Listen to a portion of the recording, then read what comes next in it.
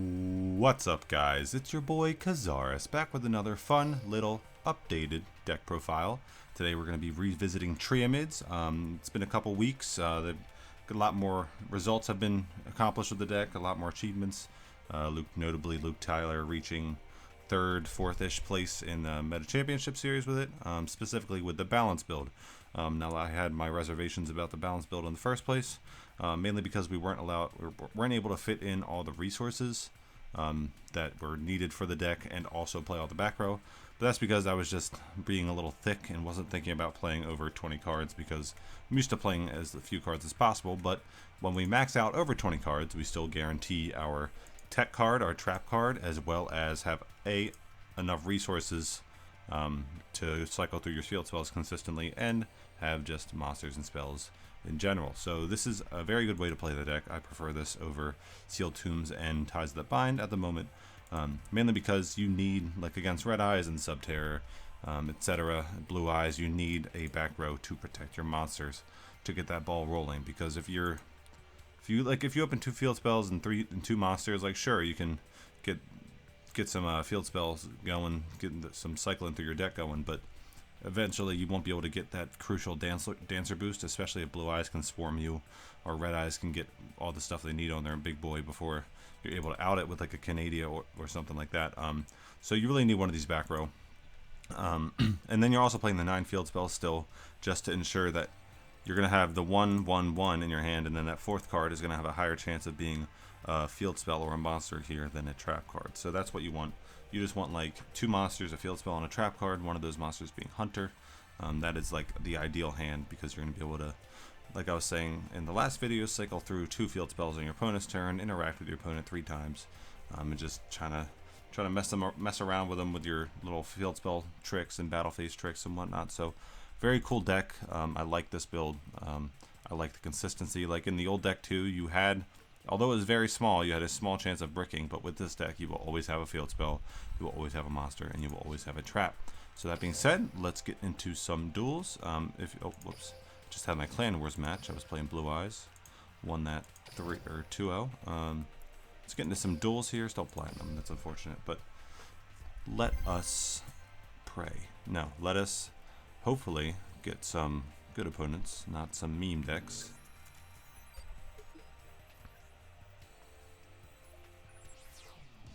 So Yami Yugi, D-draw probably.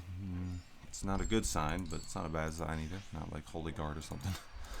But yeah, hopefully, I love this. This Rainbow Dragon mat is still my favorite mat in Duel Links. It is so gorgeous. So this is an okay hand. I mean, we're not losing, obviously, but opening Dancer is not ideal. We're going to draw 1 and discard 1 here. I'm going to discard the Hunter, because if we discard one of the other 2, then Treacherous is dead. I don't know why I just got a notification. Treacherous is dead, or we're just stuck with Canadia, and I'd rather keep the Treacherous.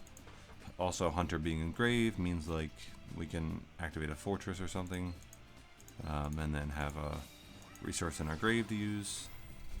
So he's going to, oh, that's funny, he summoned Golem Sentry, which is a rock, so I gained 500 life. I am going to,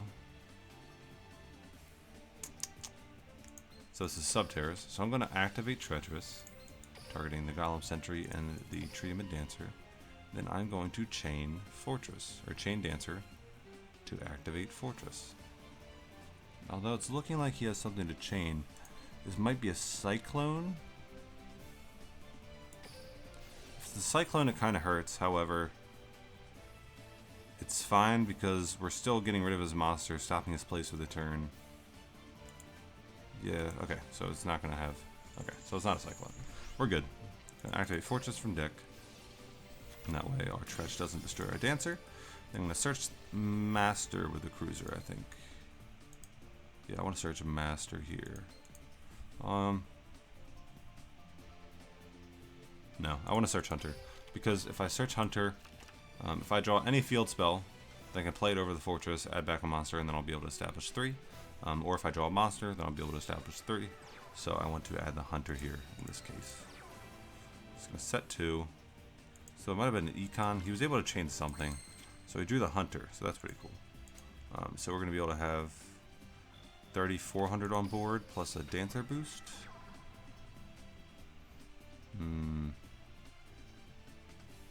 If he flips this face down, it's kind of unfortunate.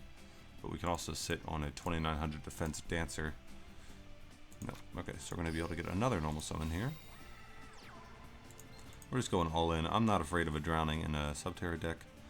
Subterras usually play Final Battle, Canadia, Floodgate, Treacherous. Those are usually things you got to be afraid of, but we have Fortress on the field, so Treacherous is not an issue.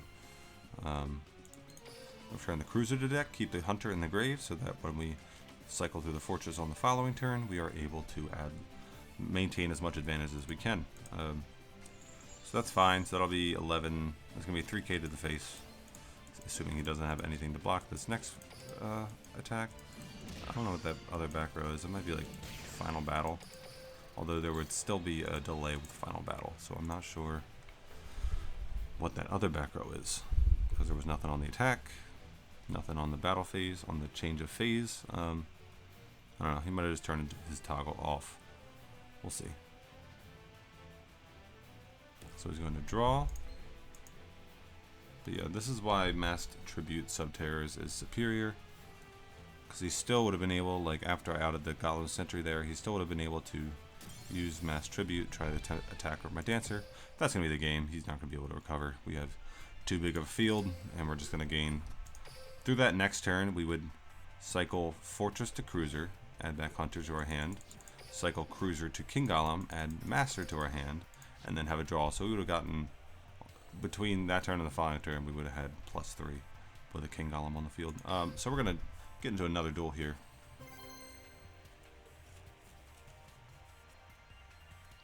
See what we can and can't get going.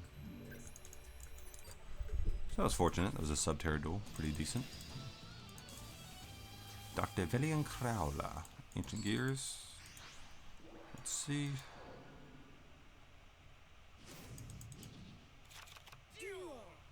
I'm starting. Very good hand. Going to activate. Now I don't want to use Cruiser's effect because we have a very good hand already. I just want to gain 500 life points. Now I'm going to play the Fortress over the top of the Cruiser. Search Master with the Cruiser. Yeah, and now I'm going to normal summon Master and set Treacherous. So, very good opening hand. Let's see what he can do.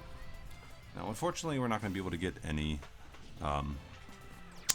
advantage off of the Fortress, but it is going to be able to allow us to cycle, which is pretty cool. So we're going to go Fortress into Cruiser, and then Cruiser into King Golem, and search Dancer with Cruiser. We're in a very good position here. We can Treacherous any. He has to have Fortress with a way to summon a Reactor in order for us to be in a rough position.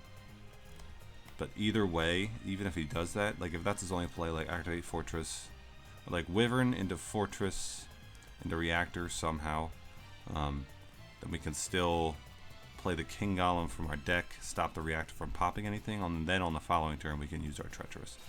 So we're still in a good position. I'm not too worried. So yeah, I think no matter what he does, we're fine. So he's going to activate Gear Town. All good. Play the Wyvern. Still all good. I'm guessing he's going to add Reactor to hand. So next turn, he's going to be able to act. He's going to be able to summon the Reactor no matter what. Because don't forget this effect. Gear Town still reduces the amount of tributes required for Ancient Gears by 1. So like even with 1 counter on Castle and Ancient Gear up, he can still summon that Reactor. So we're going to have to kill him this turn, which ideally we will be able to. I'm going to play the King Golem. Cruiser's going to search Dancer.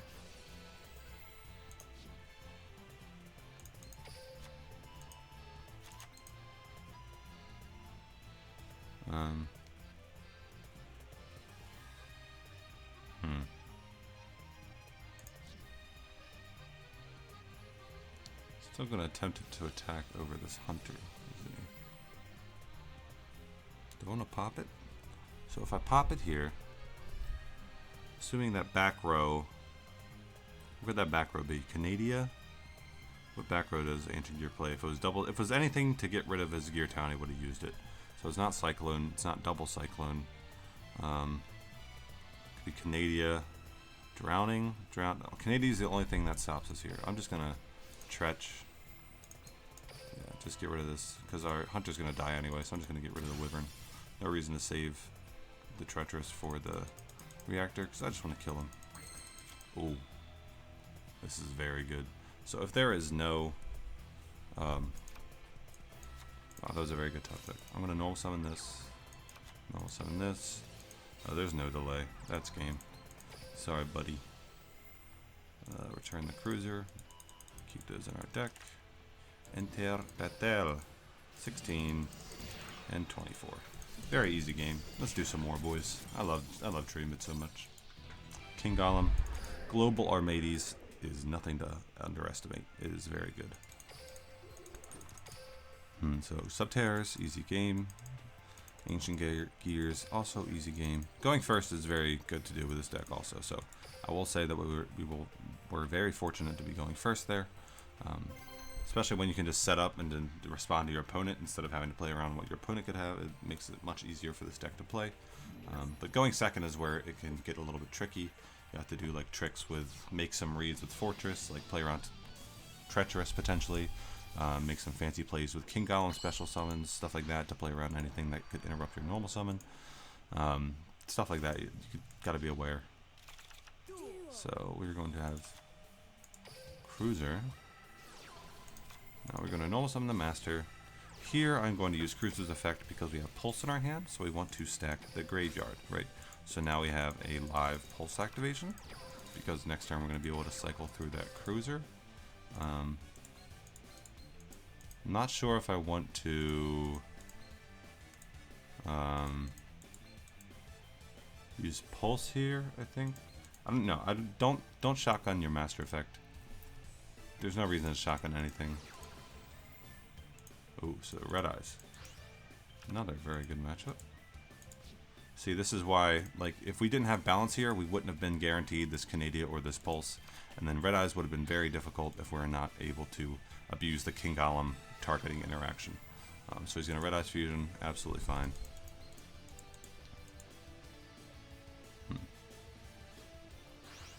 Another thing with Canadia too that I never mentioned is that it pairs well with Master because it flips stuff face down, and then you can just abuse Master's effect. So very good there. If he equips Power of the Guardians, I'm going to shotgun, because if he attacks, so if he attacks with Power of the Guardian up while I don't have King Golem, then Power of the Guardian will get a counter. That's not very good. So I'm going to use. I don't care about slash equipping here at all, because he won't be able to negate the targeting.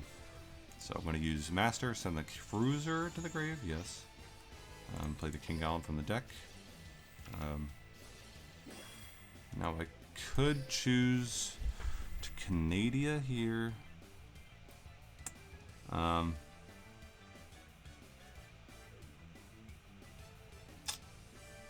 I'm just going to Pulse. Yeah. I'm going to use the effect now. Target a face-up card on the field and destroy it. That might be Return of the Red Eyes face down, but he's not going to be able to use it because he doesn't have a Red Eyes on the field. So this should be game. Cruiser's going to search Hunter. Yep. And that'll be 19 and 20-30, which is 4,200 for game. And he should probably scoop here, honestly. See, that's why I like balance. Oh, and we have the Treacherous. That's another cool thing with Pulse. It's a continuous trap, so you can have both Pulse and Treacherous and activate either one whenever you feel like it. Very good hand. Very good deck. And Red Eyes is made to look easy. That's looking like, even if it's a Spirit, that's a Spirit. That's fine. It is all fine and dandy. Alright, so we gotta wait a turn, unfortunately. Oh no. Alright, pass to you, buddy. You got it. You're good. Now I can play Master Effect, King Golem into Cruiser, Hunter, Cruiser back into King Golem, and search a Dancer. And we have another live Pulse activation. We have a Treacherous. We have a Canadia. Claw of Hermos. What is going on? Send one monster from your hand. So this is going to summon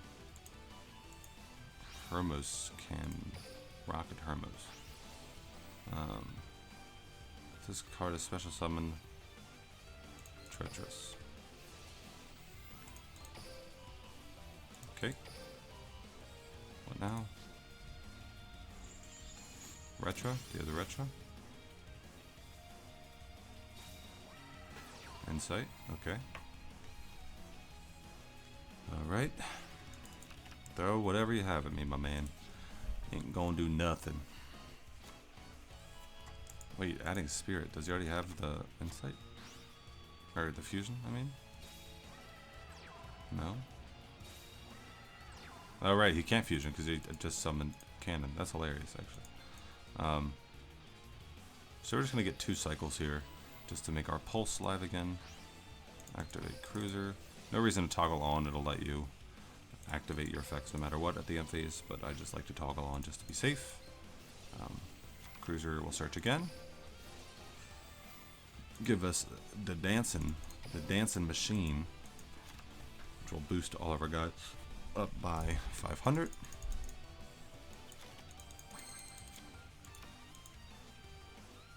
Now if we use a dancer boost here, our pulse will not be live, but that's fine. We have Canadia, and we can now successfully attack over a defense position slash dragon. So hold on.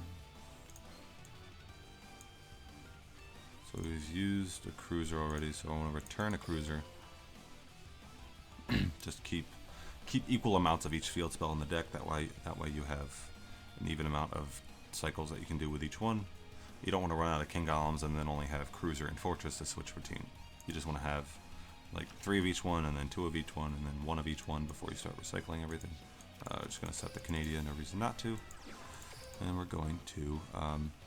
so if we attack with Master here, right? So if we attack with Master first, he can let this through, and then he can Spirit on the next one, and then we're not going to be able to clear it. So we want to attack with the weaker one first, and then threaten game with the... Okay, well, he's just not even going to... This is just like multiple reactor dragons on the field. Once one reactor attack goes through, you cannot respond for the rest of the battle phase with any other attack. So we're just going to be able to attack directly with everything there. So it didn't even matter. But yeah, that's the deck. Hope you guys enjoyed. I'm a huge fan of this deck. I just love bringing you content like this, just seeing how it's played, seeing what you can do with it, all the crazy plays and interactions and decisions that can be made with it. I just want to bring you an updated version and some more cool duels. Hope you enjoyed. I will catch you in the next one.